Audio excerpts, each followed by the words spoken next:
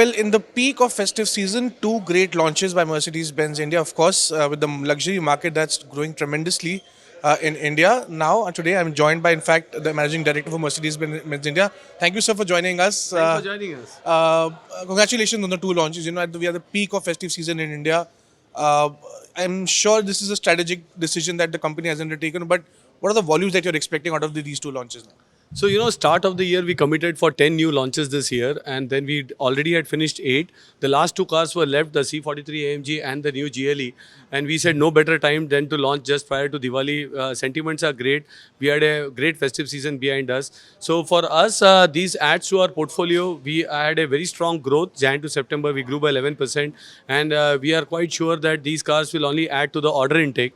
We have some challenges when it comes to production, to be very honest. These are related to batteries because all our new cars are mild hybrid. They have the 48-volt batteries, and there are some challenges on the supply chain side which we are trying to mitigate. So the big question is we have a healthy order bank, order intake, but will we be able to supply to the market demand? I would only say that my production colleagues are really doing a great job trying to match the market and trying to deliver as many cars as possible. January to September saw 12,768 odd units, 11% growth. What is the anticipation going forward from here?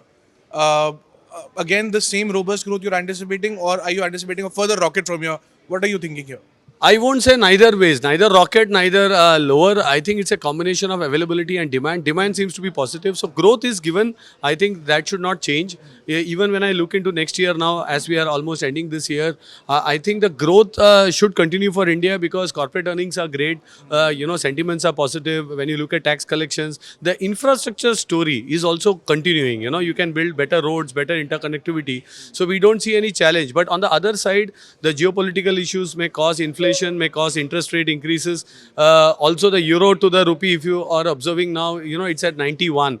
And we have priced our cars at 86, 87 in that region. So in that sense, we will have to further increase prices, which means may have an impact on demand. So this is something that we are trying to push it to next year and not take a price increase immediately, but this is inevitable. So we have to wait and see, but from a order intake demand side, it's positive. And when I walked into Delhi today, I met the sales colleagues. They said Diwali is not the end of it because there is wedding season up north, and as per them, this demand should continue because of the wedding season even in post Diwali. So looking forward, and hopefully this trend continues. So, if I may come on discuss with you on the supply chain issues, what exactly it is? Could you tell our viewers?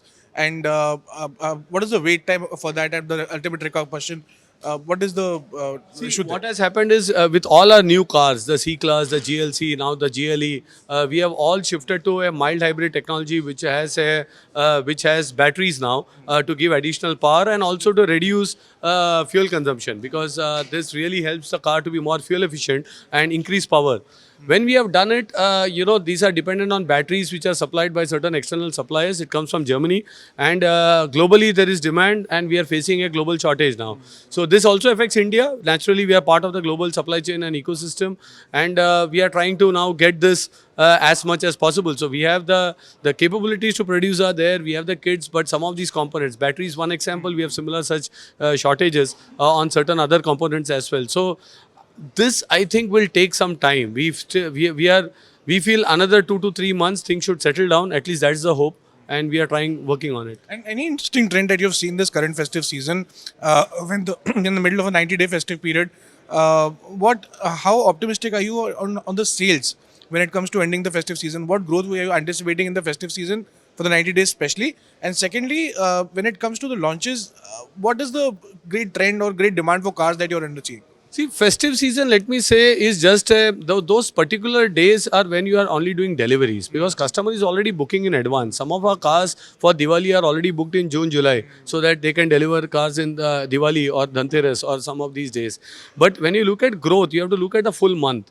And when you look at full month, we are already seeing August, September, October all having better growth compared to last year numbers. So the overall growth is factored in. The festivals are factored into this growth.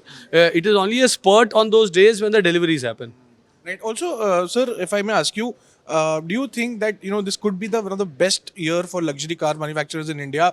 And do you think that 45 to 50,000 units selling that dream that auto majors have for a year, could that be fulfilled in this year as well, sir? I think the overall luxury market is doing good. Of course, we are the biggest player in this segment, and we are growing, and we are growing the market as well.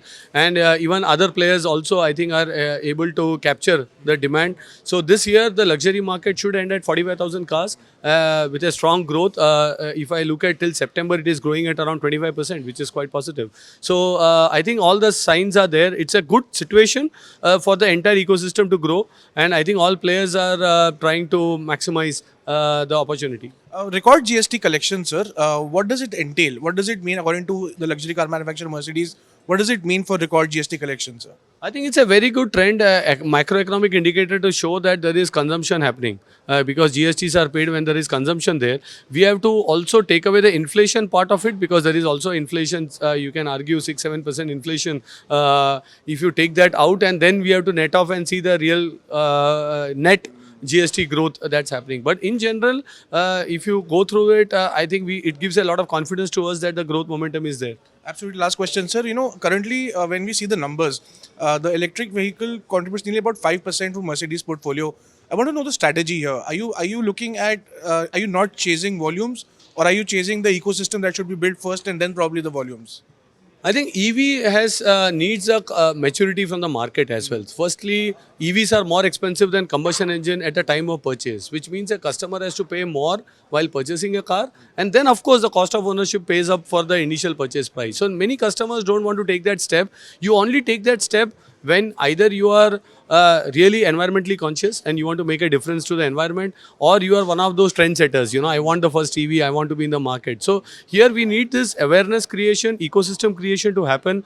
And by chasing volumes, we need to be clear that it comes at a cost. And that cost will not help us to reinvest in future development, because if we don't make now monies out of EVs, we cannot reinvest them into better technologies in the future. So we are no rush.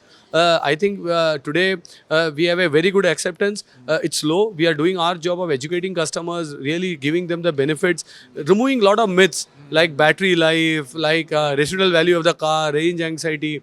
But once consumers use the EV, I am sure they will never go back to combustion engine. So it's a time. We are strategically patient. We will continue to work on it, and then volume should be an outcome and not a target. Outcome not rocket. Very great in thinking, sir. Last question before I let you go. There's been a whole debate about the 70-hour work, environment. What do you feel, sir, as a CEO and MD? Do you think it should be there for a healthy work-life balance, for a mental, anxiety and stress and other issues? Do you think that is there a possibility for 70-hour work, and what is your view on that, sir? When I went through the interview, I have my full respect also, and I feel it is taken out of context, that entire statement, because it was more on the nation building side, and contextually it doesn't mean in the corporate world there are some work hours which are there. As far as Mercedes-Benz is concerned, even today we operate on a hybrid mode. We have flexible working hours, we have flexible working options. Just 2 days in a week you have to come to office, otherwise you can work from home. So we continue those practices, but in my view, I think it was taken out of context completely. All right, well, Canada as always, Mr. Santosh Iyer talking about how the company is really chasing the ecosystem and not the volumes for EVs. And of course, the supply chain disruptions continue to remain. But yes, they are optimistic to be solved in the later future. Thank you so much, Mr. Santosh Iyer, for joining us. Pleasure for us. Thank you, sir. If you like the video, do like, comment, share and subscribe.